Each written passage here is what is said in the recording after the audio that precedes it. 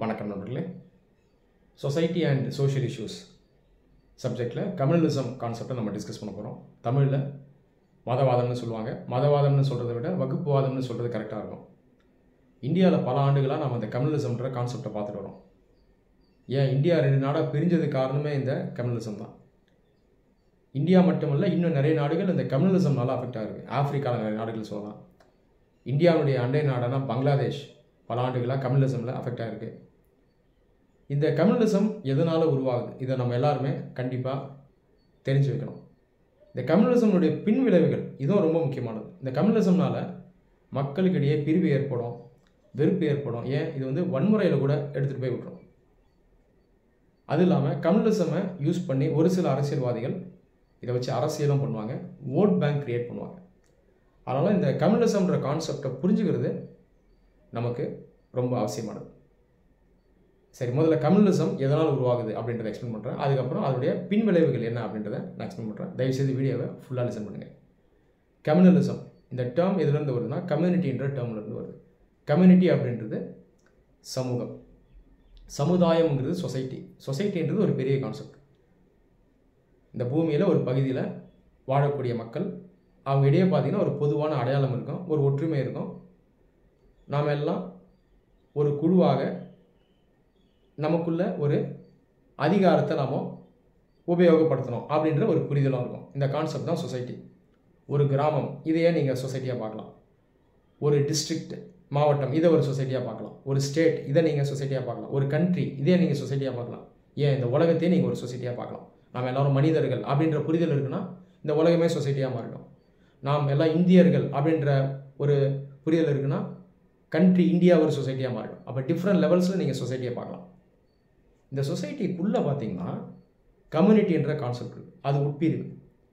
கம்யூனிட்டிங்கிறது அந்த சமுதாயத்துக்குள்ளே இருக்கக்கூடிய குழுக்கள், அவங்க மத்தியில் ஒரு ஒற்றுமை இருக்கும், அவங்க மத்தியில் ஒரு புது அடையாளம் இருக்கும்.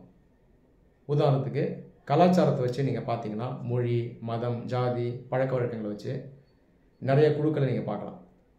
இவங்களுடைய புரிதல் எப்படி இருக்குன்னா, நாம் எல்லாமே ஒரு குரூப்பாக இருக்கும், நமக்குன்னு தனி இன்ட்ரெஸ்ட் இருக்குது, நமக்குன்னு தனி பழக்க வழக்கங்கள் இருக்குது, நம்முடைய வாழ்வியல் முறை வேறு, மற்றவங்களுடைய வாழ்வியல் முறை வேறு, நமக்கு அதிகாரம் தேவை, அதனால் நாம் தனி மற்றவங்க தனி அப்படின்ற புரிதல் வந்துடும்.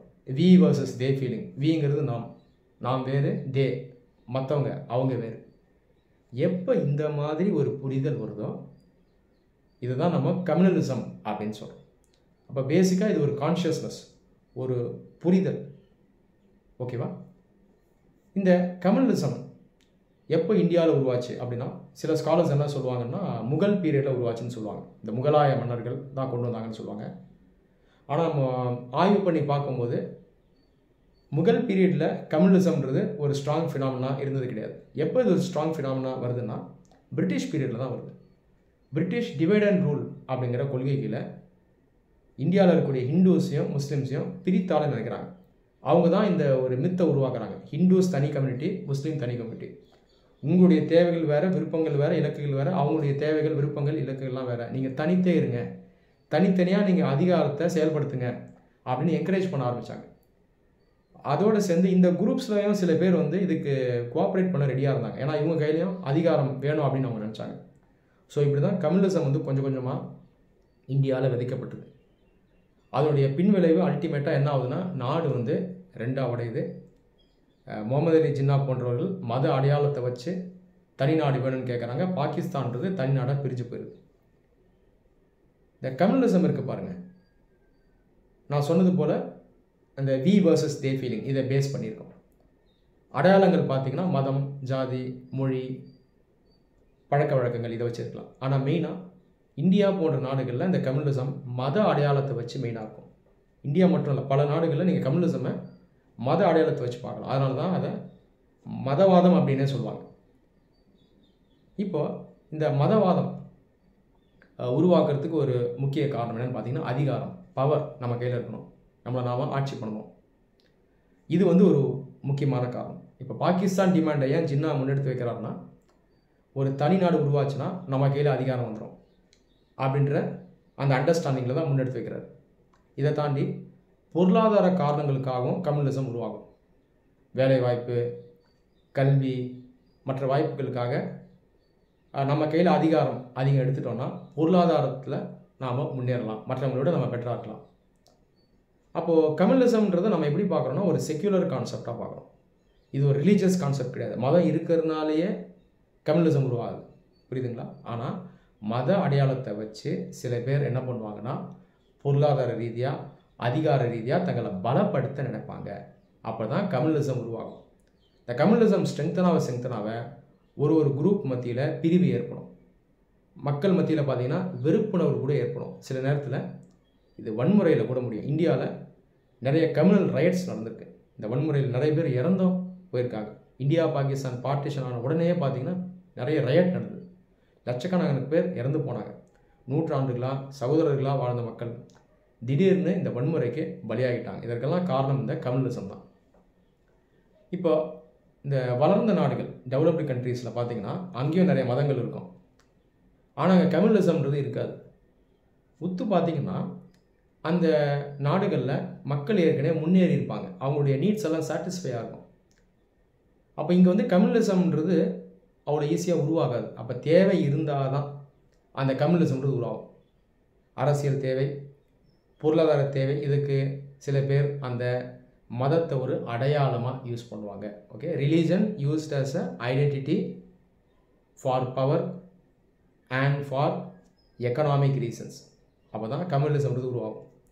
அமெரிக்காவில் பல்வேறு மதங்களை சார்ந்தவங்க இருப்பாங்க, ஆனால் அங்கே கம்யூனலிசம் கிடையாது. ஏன்னா முன்னேறிய நாடு, எல்லாருக்கும் அங்கே நீட் சாட்டிஸ்ஃபை ஆகிடுச்சு. ஆனாலும் அங்கே அந்த தேவை இருக்காது. அப்படியே ஒரு சில பேர் முயற்சித்தாலும் அங்கே கம்யூனலிசம் வந்து சக்சீட் ஆகாது. அதே நேரத்தில் ஏழை நாடுகள், பின்தங்கிய நாடுகளில் பார்த்தீங்கன்னா கம்யூனலிசம் உருவாகிறதுக்கு ஆப்பர்ச்சுனிட்டிஸ் நிறையா இருக்கும். இந்தியாவுள்ளே நீங்கள் பார்த்தீங்கன்னா டெவலப்டு ரீஜன்ஸில் இது வீக்காக இருக்கும், பேக்வேர்ட் ரீஜன்ஸில் ஸ்ட்ராங்காக இருக்கும். பீகார், யூபி போன்ற மாநிலங்கள் பொருளாதார ரீதியாக பின்தங்கி இருக்கும். அப்போ இங்கே பார்த்தீங்கன்னா அந்த மதவாதம் உருவாகிறதுக்கு வாய்ப்புகள் அதிகமாக இருக்கும். ஒரு சில பேர் இந்த மத அடையாளங்களை வச்சு அரசியல் பண்ணுவாங்க, பொலிட்டிக்கல் டிமாண்ட், எக்கனாமிக் டிமாண்டை முன்னெடுத்து வைப்பாங்க. இதே கொஞ்சம் முன்னேறிய மாநிலங்களான தமிழ்நாடு, கேரளா பார்த்தீங்கன்னா கம்யூனலிசம் வந்து அந்தளவுக்கு இருக்காது. காரணம் என்னன்னா இதெல்லாம் முன்னேறிய மாநிலங்கள், இங்கே மக்களுடைய தேவைகள் வந்து பெரும்பாலும் பூர்த்தி செய்யப்பட்டிருக்கும். அது இல்லாமல் இங்கே வந்து கல்வி இதெல்லாம் பெட்டராக இருக்கும். அதனால் நீங்கள் மக்களை வந்து பிரித்தாள முடியாது. அப்படி ஒரு சில அரசியல்வாதிகள் ட்ரை பண்ணாலும் இங்கெல்லாம் கம்யூனலிசம் வந்து எடுபடாது, ஃபெயிலியர் ஆகிடும். ஜென்ரலாக கம்யூனலிசம் ஒரு நாட்டுக்கு நல்லதாக கெட்டதான்னு பார்த்தீங்கன்னா கண்டிப்பாக அது நல்லது கிடையாது. லாங் டேர்மில் பல பாதிப்புகளை அது ஏற்படுத்தும். நான் சொன்னது போல் இந்தியா உடைஞ்சதுக்கு காரணமே இந்த மதவாதம் தான். முடிஞ்ச வரைக்கும் ஆட்சியாளர்கள் மதவாதத்தை ஊக்குவிக்கக்கூடாது, ஓட் பேங்க் யூஸ் பண்ணக்கூடாது. ஆனால் இந்தியாவில் ஒரு சில அரசியல்வாதிகள் இதை ஓட் பேங்க் யூஸ் பண்ணியிருக்காங்க. ஏன்னா இந்த மதவாதத்தை வச்சு அவங்களால ஓட்ஸ் வாங்க முடியும். சில கட்சிகள் மெஜாரிட்டி அப்பீஸ்மெண்ட் பண்ணுவாங்க. எந்த ரிலீஜனை சேர்ந்த மக்கள் அதிகமாக இருக்காங்களோ அவங்க வாக்கு வாங்க பார்ப்பாங்க. இன்னும் சில கட்சிகள் மைனாரிட்டி அப்பீஸ்மெண்ட் பண்ணுவாங்க. யார் சிறுபான்மையினரோ அவங்களுடைய வாக்குகள் வாங்குறதுக்கு அவங்கள மட்டும் சப்போர்ட் பண்ணுவாங்க. இன்றைக்கும் நம்ம அது இந்தியாவில் பார்த்துட்ருக்கோம். இந்த சூழ்நிலை மாறணும். இரண்டாவது, மக்களை பொருளாதார ரீதியாக முன்னேற்றணும், கல்வி கொடுக்கணும், வேலைவாய்ப்பு கொடுக்கணும். பின்தங்கிய அந்த மாநிலங்கள், மாவட்டங்கள் இதெல்லாம் முன்னேற்றும் பொழுது கம்யூனலிசம்ன்றது உருவாகுது. ஏன்னா மக்களுடைய நீட் சாட்டிஸ்ஃபை ஆகும்போது அந்த ஜனநாயகத்தில் பிரிவுங்கிறது ஏற்படாது. அப்போ அரசு முடிஞ்ச வரைக்கும் எல்லா மக்களுக்கும் கவனத்தை செலுத்தி அவங்களுக்கு முன்னேற்றத்தை கொண்டு போய் சேர்க்கணும். ஒரு வெல்ஃபேர் ஸ்டேட் கான்செப்டை இந்தியாவில் பெட்டராக இம்ப்ளிமெண்ட் பண்ணணும். அதை தாண்டி கம்யூனலிசமை ஒரு சில அரசியல்வாதிகள் யுத்தியாக யூஸ் பண்ண நினைக்கிறாங்கன்னா ரூல் ஆஃப் லா இதை நம்ம ப்ராப்பராக இம்ப்ளிமெண்ட் பண்ணணும். அந்த மாதிரி சேரவங்க மேலே கடுமையாக நடவடிக்கை எடுக்கணும், சட்டத்தால் எடுக்கணும், எலெக்ஷன் கமிஷன் போன்ற அமைப்புகள் எடுக்கணும். ஸோ இதன் மூலமாகவும் கம்யூனலிசமை நம்மளால் கண்ட்ரோல் பண்ண முடியும், எராடிகேட் பண்ண முடியும். ஸோ இந்த முயற்சிகளில் நம்ம தொடர்ந்து ஈடுபடுவதன் மூலமாக இந்திய மக்களிடையே அந்த பிரிவு வராமல், பிளவு வராமல் இந்தியா ஒரு சிறந்த நாடாக நம்மால் மெயின்டைன் பண்ண முடியும். அது இல்லாமல் யூனிட்டி இன் டைவர்சிட்டி, வேற்றுமைக்குள் ஒற்றுமை அப்படின்ற பண்பையும் நம்மளால் நிலைநாட்ட முடியும். நன்றி.